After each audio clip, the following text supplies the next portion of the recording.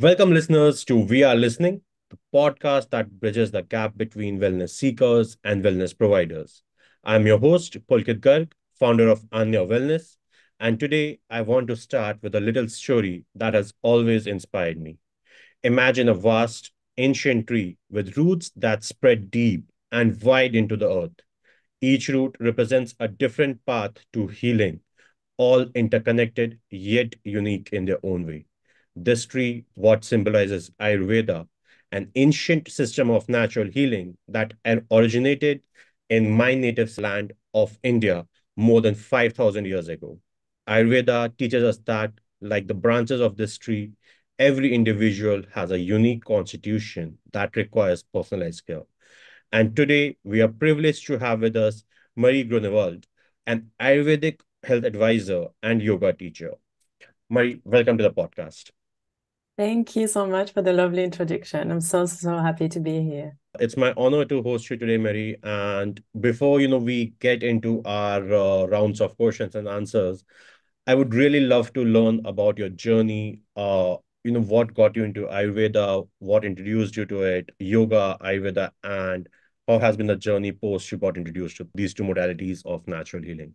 Yeah, sure. So my name is Marie. I'm French. I grew up in France. And when I was a student, when I was a university student, I had, I think, like most of the students, a really bad lifestyle and a very bad diet. And that led to a lot of health issues that modern medicine really couldn't address. And it's at that time that I decided to turn towards holistic medicine Mhm. and I discovered Ayurveda. It's also the time that I started traveling a lot and I went to Sri Lanka and I saw the relationship that people had with food and how nutrition was so important for them. And I found that super beautiful. And I started to look more into it. And I realized that Ayurveda is a whole world of how to treat your body, how to treat your mind and your spirit. And I started to implement all these changes on myself. And I saw a lot of improvement in my health. So I realized that, wow, we're responsible for our own health, and having a healthy lifestyle, a balanced mind can really help you to solve a lot of problems. So that Mhm. really inspired me, to train as an Ayurvedic health advisor and later as a yoga teacher, because I really wanted to make this powerful healing system more accessible to everyone. For that, I discovered something so amazing that more people had to know about it. So that's why I started to train professionally. And I did that in France, in a school in France. And then also in India. I traveled a few times in India. And yes, now I'm working as an Ayurvedic health advisor and yoga teacher, and I love it so much. Amazing. Somebody help me understand. I totally agree with you on this particular front when you say that nutrition is the root of energy that enables us as humans. And I myself have experienced the difference between, and I've shared it in the previous podcast as well, the difference in my own energy levels the day I'm having something healthier, which is directly derived from nature and in comparison to if I'm having something that's processed or cooked at home as well. So I totally could relate to the different energy levels I have throughout the day. But a lot of people really don't understand this. Even globally, I have seen a lot of people consuming more and more processed foods. They're moving closer to fast foods, which they can just consume on the move. What are your thoughts on this? Mm. I also see this changes in people running towards fast food and processed food. And I think, unfortunately, we live in a society where we don't have time, or we think that we don't have time, for health, for to cook, to sit down and enjoy our meal. So that's, I think, the problem is more the society that we live in, where everything has to go fast, and we don't understand the power of nutrition. A lot of people are just eating because you need to survive, but actually they don't understand that whatever you put inside of your body is what is going to help you to live like a more stable life, to have a clearer mind, to be more productive at work as well. So yeah, it's all this mindset that has to change, that you're not gaining time by eating ready meals. You're losing times in the long term because of the effect it has on your health. That's true. It's all about the perception we have about our own time. We can be as busy or as free as we think ourselves, so as we perceive our schedule to be. And it's imperative that we start making time for our healthy lifestyle. Can you help us understand what exactly Ayurveda is for the listeners out there? Because I have seen very less people from outside India talking about Ayurveda at a very large scale. And I'm really in alignment with what you are doing, the way you have completely changed your lifestyle and used the power of Ayurveda, natural healing, to bring it back to the way you wanted it to be. So if you, help our listeners understand what Ayurveda is and how it has helped you.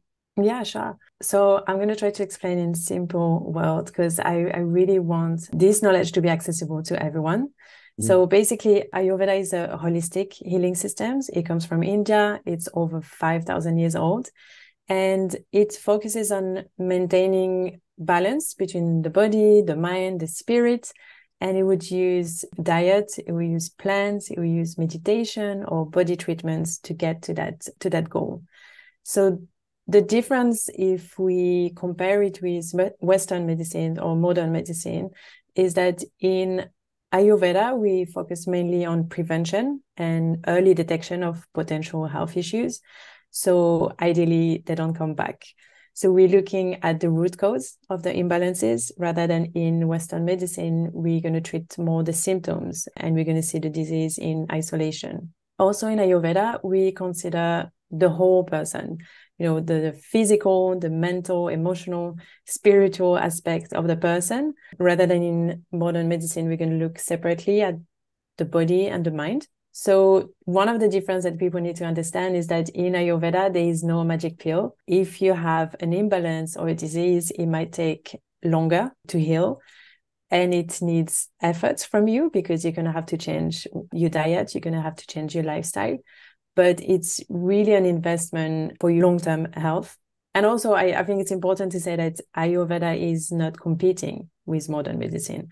I'm not against modern medicines. I think we have some beautiful advanced diagnostic tools in modern medicine that we do need. But I would love to see more Ayurveda or any other traditional healing system work alongside modern medicine. So it would provide a more comprehensive approach to health and healing. And for me, I saw that it really helped me in a way that I moved back to try to be as close as nature as possible. At the beginning, when we look at Ayurveda, when we start looking at information online, it can be so overwhelming because there's so much information out there and it feels like we have to change our whole life, to start living a more Ayurvedic lifestyle. The whole point about Ayurveda is to be as close as nature as possible. So, for example, you could just start by following the circadian rhythm, the rhythm of the sun. So you wake up early, you go to bed early. It's really natural raw ingredient that you could see growing somewhere rather than processed food. So eat fresh food, locally grown food, use spices that have amazing properties to help you. Don't overeat and really have this regularity in your lifestyle. Have regular sleep time, have regular meal time, and slow down. Slow down. As I said before, we live in a society where we're running all the time, and slow down the way you speak, the way you walk, the way you eat. It's as simple as that. Sometimes just like a few changes like this can help you a lot. And yeah, for me, I saw such a huge change in my physical and mental health thanks to Ayurveda. Thanks a lot, Mary, for sharing this journey with our listeners. And I at times find it really surprising that modern medicine is so advanced. They have been able to genetically modify fruits and a lot of other things out there, but still often they don't focus on the root cause. It's mostly about just suppressing symptoms out there. I don't know why, but for many diseases, they don't focus, and they yet, I'm not sure if they have been able to identify the root cause of a lot of things. And it's just an approach of theirs that they focus on suppressing the symptoms.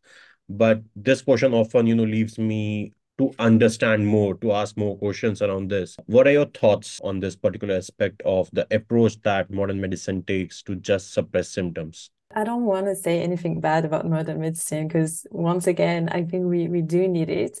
I Yeah. feel like, yes, it's just a shame that we're looking at the symptoms, which is amazing. You can have a headache and take a pill and in 15 minutes it's gone.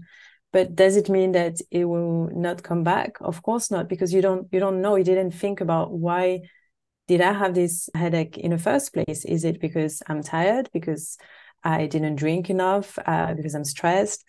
And that's what I love about Ayurveda is that you'll be looking at the root cause. So by treating the root of the problem, then you're working on avoiding that problem to come back.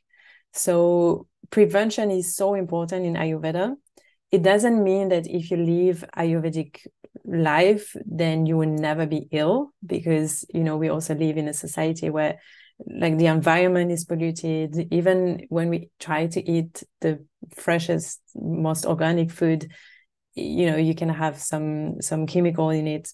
So you're never completely safe from disease. But in Ayurveda, we look at preventing and trying to recognize the symptoms when they arrive at the very beginning, not waiting for the disease to appear to do something about it.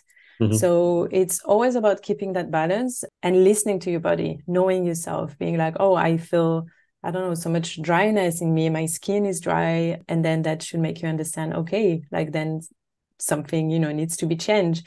So it's, yeah, always keeping that balance and really listening to your body. I think that's something that we don't do enough in our life, is that we're so disconnected from the body that we wait until the body is screaming, by giving us a disease. And it doesn't have to be something big, yeah, once again, it can just be a headache. But we wait until something is there and so something is showing to then be like, oh, I should do something about it. But it's almost too late. You should have checked before, make sure that you keep balance to avoid that headache to arrive. Do I answer your question? More or less, yes. No, and I totally agree on this that we require modern medicine.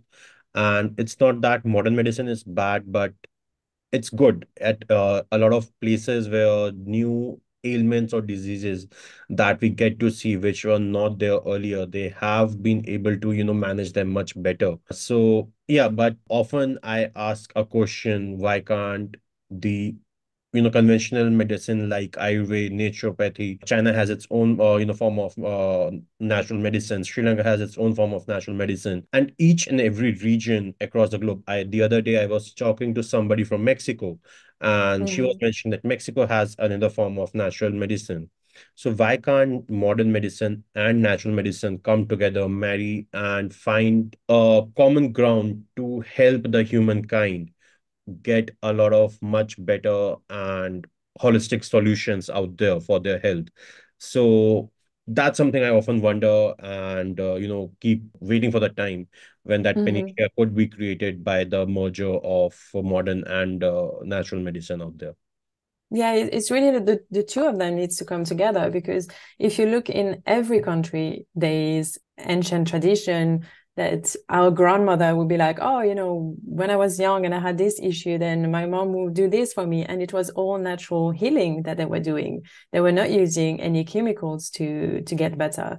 So in every country around the world, if you go back to 1,000 years ago, like or even less than that, they were using nature to heal.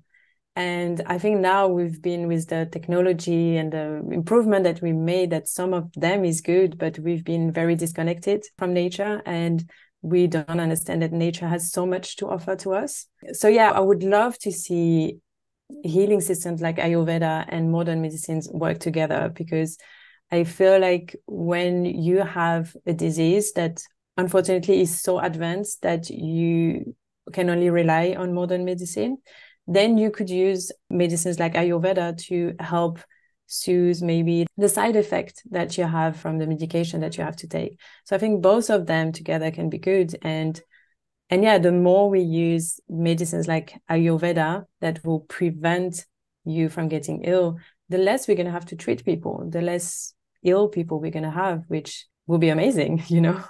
Yeah, the world would be a better place to live. Mary, a lot of times in Ayurveda, we talk about Prakriti. We talk Mm-hmm. about the unique constitution of Vata, Pitta, and Kapha.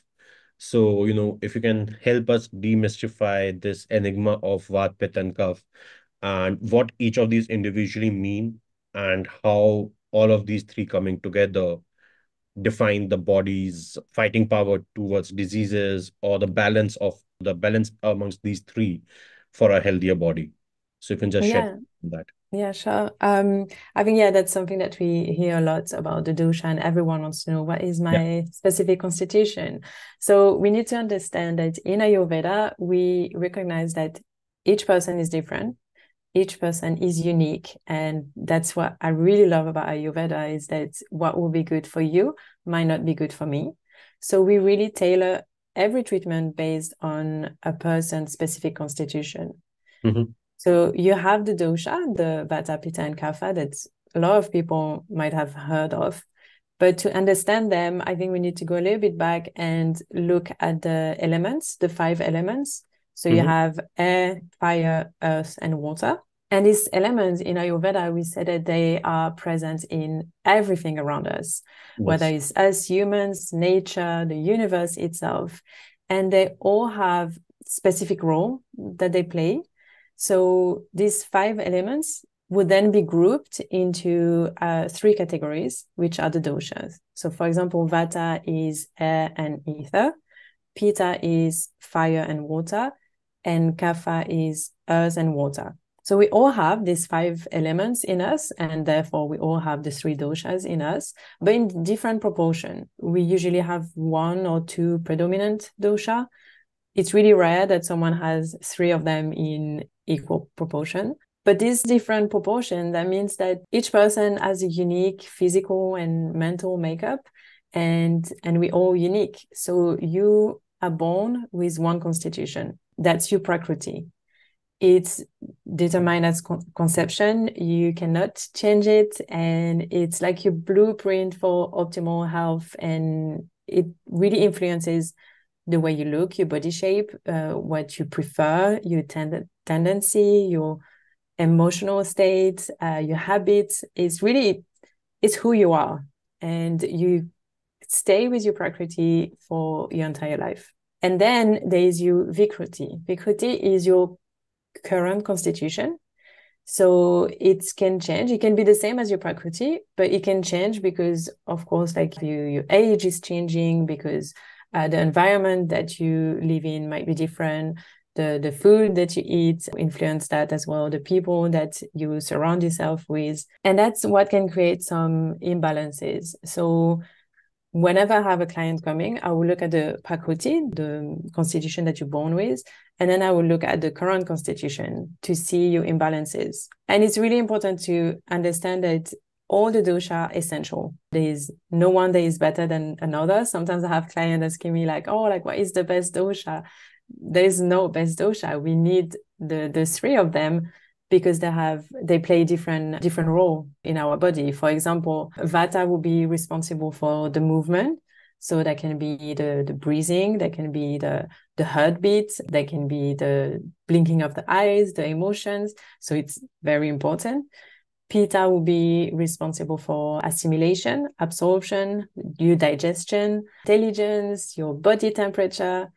And Kapha will be more responsible for the stability and the growth in you, your immunity, your hydration.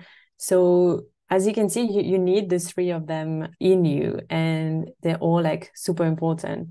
So understanding your constitution is a way to understand yourself better, and Mhm. then to know what you need in your life and how you react to things. So it's super important to know that. Thanks a lot, for this elaborative explanation of what all these three doshas are, and Prakriti as well as Vikriti. Maybe, but also, a lot of times Ayurveda emphasizes on personalized approach to diet and lifestyle. Mhm. So, can you share some examples of how this actually works in practice? So once again, Ayurveda believes that we are all different. So the food, if you go see an Ayurvedic practitioner, they might recommend you some diet and some lifestyle that will be very different from the one that they recommend to me. Mhm. Because again, we are different. And in Ayurveda, we're going to use the principle of opposites to create balance. Okay. So basically, what we're going to do is we're going to counteract the excessive qualities with the opposites.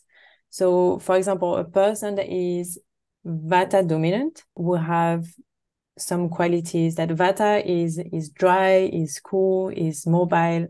So, a person that is Vata dominant will benefit more from warm cooked food, really nourishing food. That will need to have a regular routine. They will need to have some grounding activities. So, all the opposites of who they are.